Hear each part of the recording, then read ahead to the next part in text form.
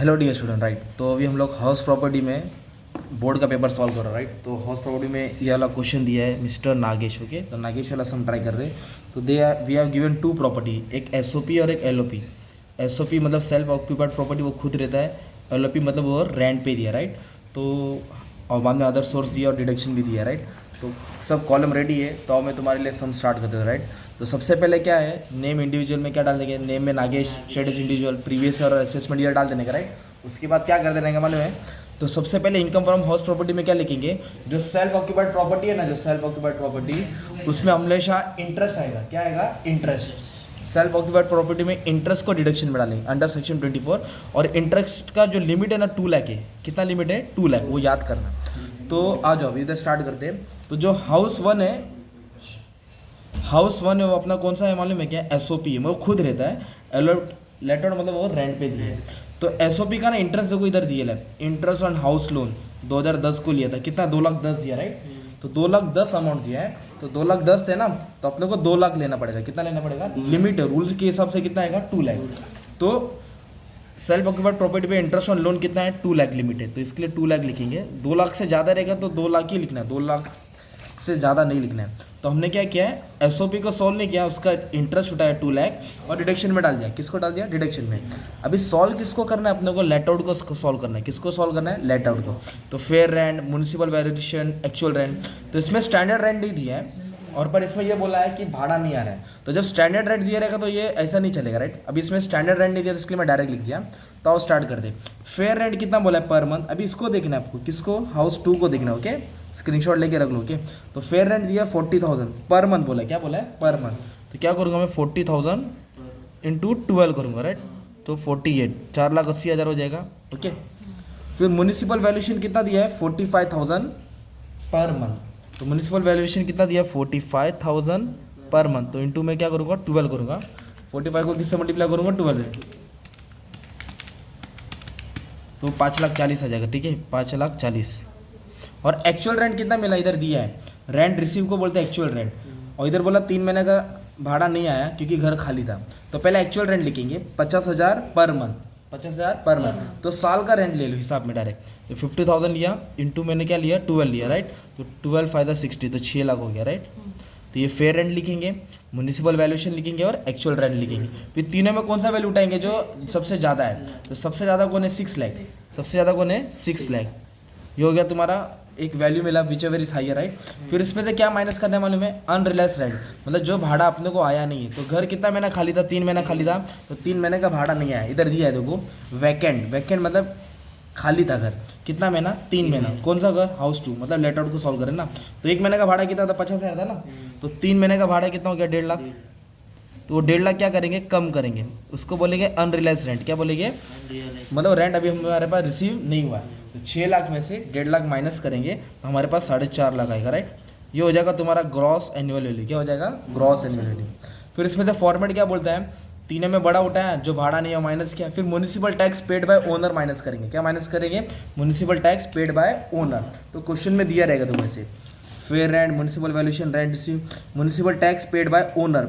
तो self occupied को नहीं लेने का क्योंकि अपन लेट आउट सॉल्व करना है। तो लेट आउट में कितना पे किया? 50,000। कितना पे किया? Municipal tax bye paid by owner 50,000। तो 50,000 क्या करेंगे? लेस करेंगे, राइट। 50,000 क्या करेंगे? लेस।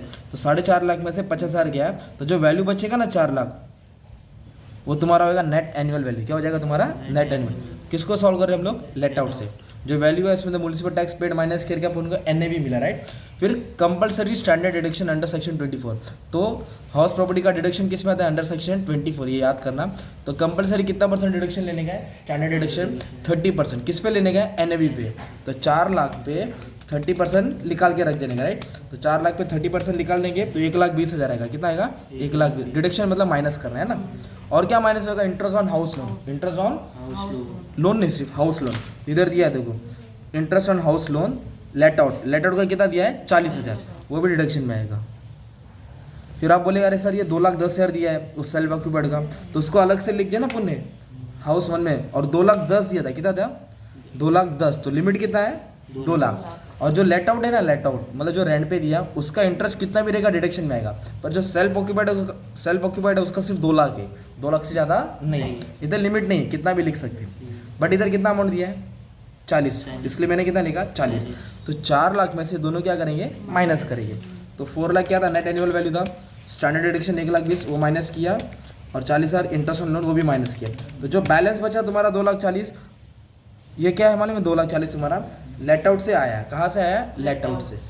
और ऊपर देखो कौन बेटा है एसओपी का बेटा ना, तो एसओपी का इंटरेस्ट है, तो इंटरेस्ट क्या होता है डिडक्शन में आएगा, क्या आएगा डिडक्शन। तो ये प्लस है और ये माइनस है। तो 2,40,000 में से 2 लाख क्या कर देंगे माइनस कर देंगे। फिर जो तुम्हारा बैलेंस बचा ना 40,000, ये तुम्हारा इनकम है। ये क्या है तुम्हारा इनकम है, income from house property, income from house property. मतलब ये लड़ाई किया ना 40,000, वो हमने हाउस प्रॉपर्टी के लिए सॉल्व किया, सेल्फ ऑक्यूपाइड और लेट आउट को सॉल्व किया। सेल्फ ऑक्यूपाइड का सिर्फ डिडक्शन निकल लेस में, और लेट आउट को तुमने सॉल्व किया पॉजिटिव नेगेटिव, पॉजिटिविटी से नेगेटिव माइनस किया, तो ये 40,000 बैलेंस मिला, राइट। अब देखेंगे उसको कहाँ से पैसा है, अदर सोर्स, फिर डिडक्शन सो एंड सो। तो इधर क्या बोला मालूम है, उसको 4 जगह से इनकम है। देखो अदर इन्फॉर्मेशन दिया ना, रेंट फ्रॉम सब लेटिंग, मतलब यहाँ वहाँ उसने एक रूम दिया भाड़े पे, वहाँ से उसने रेंट अमाउंट रिसीव किया। तो जो भी रेंट आता है वो टैक्सेबल होता है, सिंपल। रेंट सब लेटिंग मतलब रेंट का पैसा आया टैक्सेबल है, तो अमाउंट आएगा 1 लाख, ओके। उसके बाद क्या है, डिविडेंड आया फ्रॉम विजया बैंक। तो विजया बैंक कौन सा है, इंडियन कंपनी, कौन सा है इंडियन है। तो dividend from whether it is Indian company और foreign company, it is taxable. Taxable मतलब लिखना है, इस पर टैक्स लगेगा। फिर उसके बाद बोला interest on FD, interest on FD हो दो या सेविंग बैंक हो दो, उस पर टैक्स देना पड़ेगा। कितना है 1 लाख, तो 1 लाख पे टैक्स लगेगा। फिर बोला है interest accrued on NSC, national saving certificate, क्या है मतलब एक तरफ से गवर्नमेंट के पास जमा किया है, तो इस पर भी टैक्सेबल है, ओके। अब इसके पीछे कहानी है वो भी समझाता हूँ, ठीक है। तो इंटरेस्ट ऑन एनएससी क्या है टैक्सेबल है। कितना अमाउंट दिया है इंटरेस्ट ऑन एनएससी 1,20,000, इसके लिए मैंने यहाँ 1,20,000 लिख दिया, ओके। अभी इसको मैं ऐड कर दूंगा तो मेरा अदर इनकम हो जाएगा। 1 लाख रेंट से आया, 60,000 बैंक का डिविडेंड आया, फिर 1 लाख एफडी का इंटरेस्ट आया और 1,20,000 इंटरेस्ट ऑन एनएससी। तो टोटल इसको 3,80,000 है। कितना है 3,80,000, ये 3,80,000 अदर सोर्स से आया और 40,000 हाउस प्रॉपर्टी से आया। 40,000 हाउस प्रॉपर्टी से आया ना, इन दोनों को क्या करेंगे ऐड करेंगे। तो अदर सोर्स और income from house property add किया तो उसको 4,20,000 मिला, राइट। तो ये 4,20,000 ग्रॉस टोटल इनकम है, क्या है ग्रॉस टोटल इनकम। फिर deduction under chapter 6A, deduction मतलब कम होएगा, काटना पड़ेगा। तो डिडक्शन में क्या आएगा, पेड, इन्वेस्टेड, स्पेंट, है ना, डिपॉजिटेड, जो इन्वेस्टेड जो भी पैसा डाला। तो इधर एक वर्ड बोला है ही पेड, छपा नहीं है बताता, ही पेड 60,000, किस लिए पे किया, एजुकेशन लोन, अपने बेटे की पढ़ाई के लिए लोन किया। तो ये डिडक्शन में आएगा। तो क्या लिखेंगे अंडर सेक्शन 80। तो जो एजुकेशन वाला होता है ना वो 80E में आता है, किस में आता है 80E में आता है। और जितना भी इंटरेस्ट रहेगा एजुकेशन में सब डिडक्शन में आएगा। तो हम लोग लिखेंगे 80E, क्या लिखेंगे इंटरेस्ट ऑन एजुकेशन लोन। तो ये शीट है जिसमें रूल सब लिखा है, तो मैंने इसके बारे अलग से वीडियो बना दिया, राइट। अच्छा सुनो भी, तो ये डिडक्शन में आएगा ना यार, कितना है 60,000, तो 60,000 यहाँ लिखेंगे, डिडक्शन मतलब ब्रैकेट में डालेंगे। और एक इसमें डिडक्शन दिया 80C का दिया है, जो इंटरेस्ट मिला ना एनएससी पे, नेशनल सेविंग सर्टिफिकेट, वो टैक्सेबल इनकम है और डिडक्शन में भी है, इनकम भी और डिडक्शन में भी है। तो ये 80C है, आपको याद करना पड़ेगा, नेशनल सेविंग सर्टिफिकेट। तो लिमिट कितना 80C में 1.5 लाख, कितना लिमिट है 1.5 लाख, और उसको इंटरेस्ट कितना मिला मालूम है 1,20,000। तो 1.5 लाख से ज़्यादा डिडक्शन में नहीं आएगा। तो नेशनल सेविंग सर्टिफिकेट पे जो भी इंटरेस्ट मिलेगा वो डिडक्शन में आएगा। कितना दिया 1,20,000 है ना, तो इन दोनों को ऐड करेंगे तो 1,80,000 होगा। कितना होगा 1,80,000। तो 4,20,000 में से 1,80,000 क्या कर देंगे आप लोग माइनस कर देंगे। तो जो तुम्हारा माइनस करके आंसर आएगा वो तुम्हारा नेट टैक्सेबल इनकम होगा। क्या होगा नेट टैक्सेबल इनकम 2,40,000, 2,40,000। इस तरह से बोर्ड में सम आता है, ये बोर्ड का ही सम था TY वाले का। तो SY BAF, SY BBI है ना, BMS।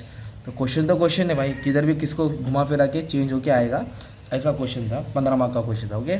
और भी सम्स टैक्स के मैंने डायरेक्ट टैक्सेशन से सॉल्व किया है, you can check in the playlist, okay. तो ये तुम्हारा सम था एकदम नीट एंड क्लीन फॉर्मेट के साथ, ओके। तो 10 मिनट में तुमको 15 मार्क मिल रहा है और क्या चाहिए। चलो थैंक यू वेरी मच।